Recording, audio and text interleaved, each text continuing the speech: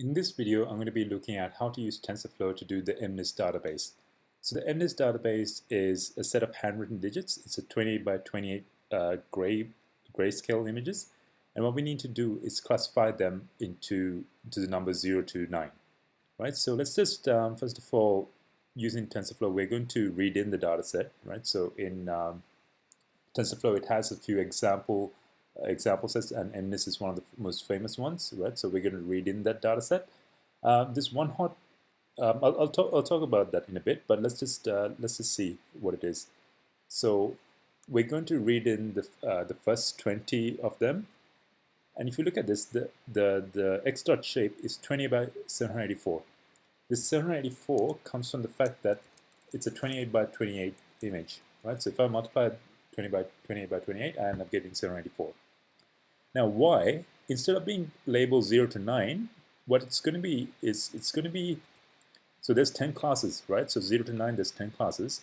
What it's going to do is it's going to say if it's 0, it's going to say 1 over here, and the rest of the things are going to be 0, right? So the first digit in this case is going to be 7.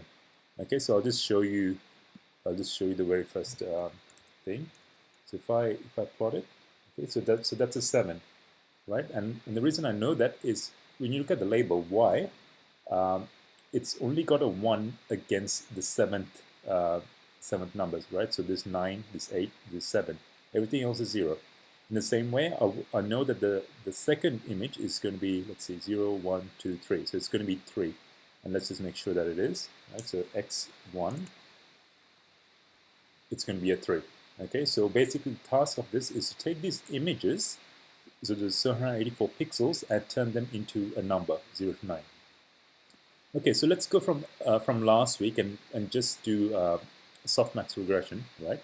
And basically, we're not going to have any hidden layers if you're already aware of neural nets.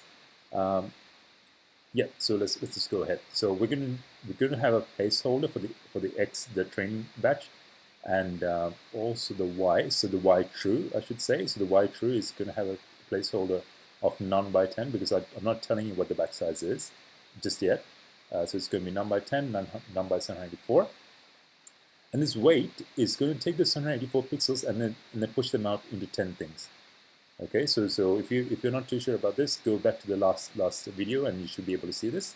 Okay, and then we're going to add a bias. So in the last thing is that y is going to be the matrix multiplication of xw plus the bias. All right, and of course we're going to be taking the softmax because it's a multi-class classification thing. But the thing with that is that it can be numerically unstable, right? So you shouldn't be taking this. So you shouldn't be taking y true times the log of the softmax, right? Instead, what we do in TensorFlow is we take softmax cross entropy with logits, right? So for that, you need to give the true labels, and the logits in this case that they're talking about is the y over here. Okay. So the matrix multiplication. And then you do the usual thing with the standard thing with TensorFlow, right? Where you go session is tf.interactive session, and then we need to initialize all variables. Okay, and then comes the training set where you need to send in a feed dictionary of your batch of x's and a batch of y's. Okay, so in this particular case, TensorFlow has provided us the batching function, which is just taking from the training set. It's taking 128 images, and then you end up getting the x and the y's for that particular thing. All right, so let's just run this and see how we go. I'm only outputting the loss in this case, right? So you can see it starts from 2.3 and goes down to 0.299. So the loss in itself, it doesn't really mean too much. What we really care about is how accurate it is. Okay, so let's create this correct prediction variable. All right, so correct prediction is going to say whenever, so y true. Okay, let me just show you what. I think y. Okay, sorry. So I can't quite show you what y is. Actually, why don't I do that? Y predicted is going to be session.run. What is it going to be y true? Actually, I need to feed in the.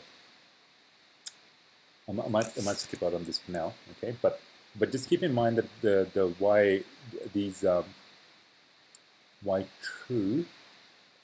So the y true things over here are the logits. Okay, so it's not even this. So we haven't taken the softmax yet, but it doesn't really matter because all we're looking for is which one is the biggest value, and that is the class that we're classifying it for.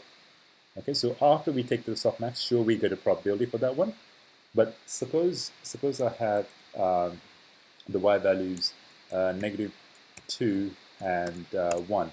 Okay, so in the two-class classification case, right?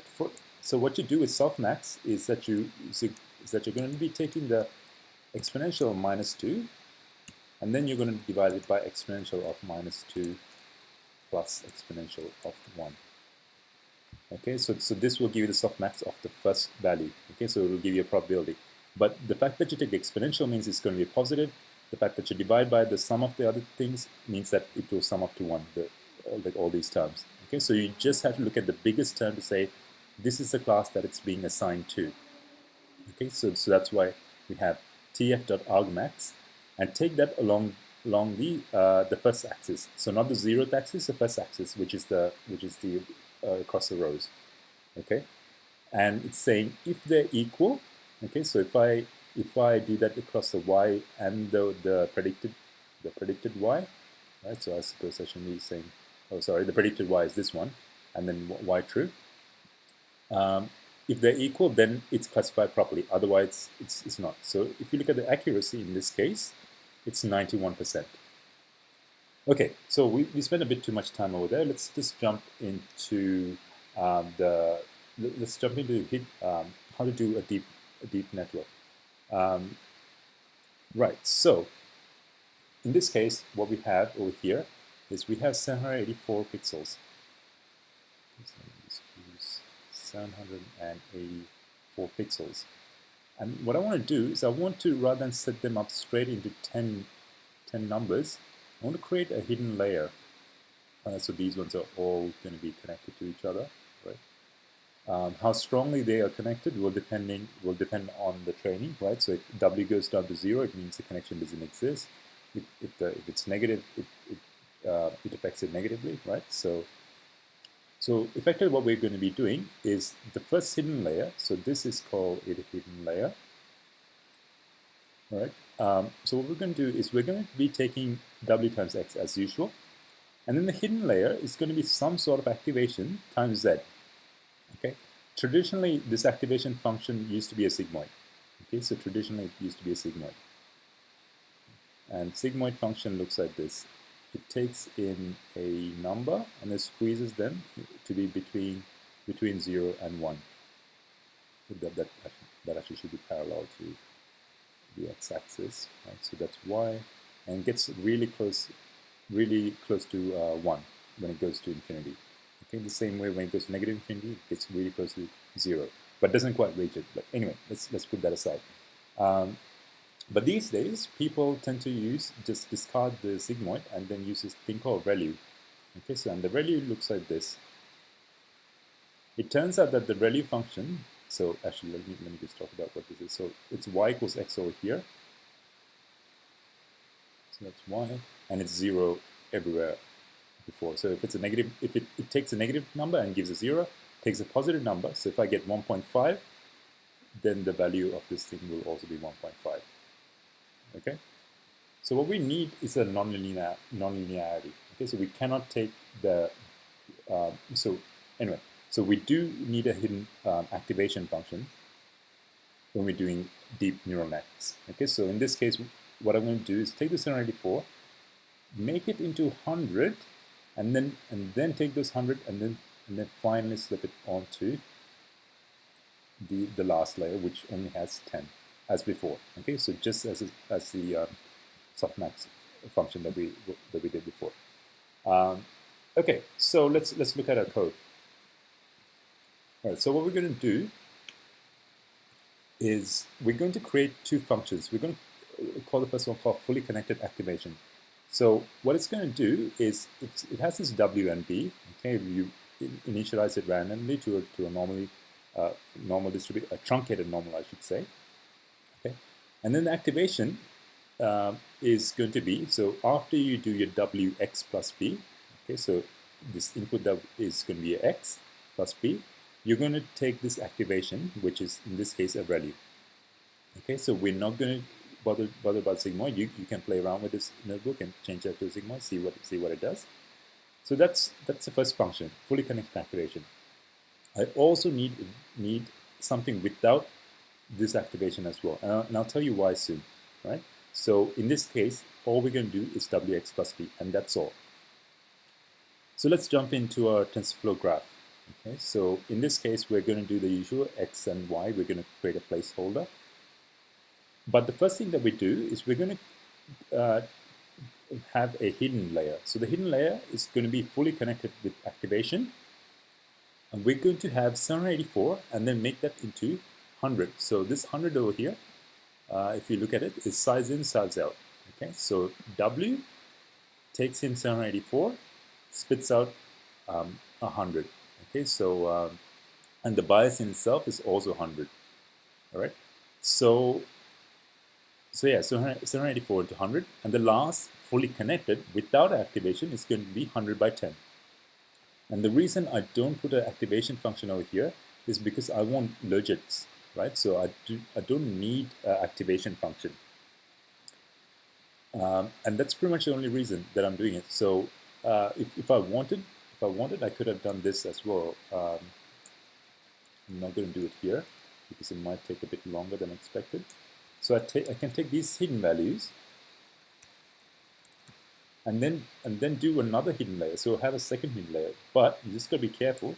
Now it's not 784 anymore. This 100 is what we have. The 100 we can split it up into something else. Say 20.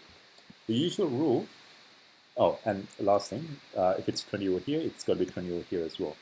Okay, so the general rule is that the number of nodes keep decreasing. So 784 gets into 100, 100 gets into 20, and 20 gets into 10. And the 10 is the number of classes that we have, right? So this is fixed. So we're not going to do that for this tutorial, but you're more than free to play around with this. So let's get rid of this line over here. Okay. And so the loss function, everything else is exactly the same. Okay. So this is a deep neural network, right? So it's only got one, so I suppose it's not too deep. But the point is, now you know how to do a hidden layer. Okay, so so again, you do softmax cross-entry with logits. You take the mean, and you're going to take some sort of gradient descent thing.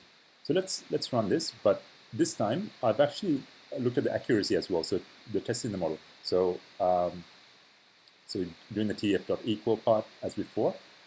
And then we're going to take the mean to take the final accuracy, okay? Because this will give you, so if I have 128 images, it'll look at the accuracy, it'll give you the accuracy of each an individual one, whereas when I do reduce mean, it'll give me a final percentage, I suppose. All right, so let's run this. Right, so it starts off with 7% accuracy, it jumps to 70 after 10 iterations. That's actually quite good. And anyway, so after 900 iterations, is at least on the training set, so keep in mind this is a training set still, the accuracy is 96%. So look, if you look at the test, so the mnist.test images, you'll see that the accuracy is 96 as well. Okay, so so just one hidden layer was enough for us to push the accuracy into 96%. So if you have any questions or comments, please let me know. I hope that makes sense, and thanks for watching.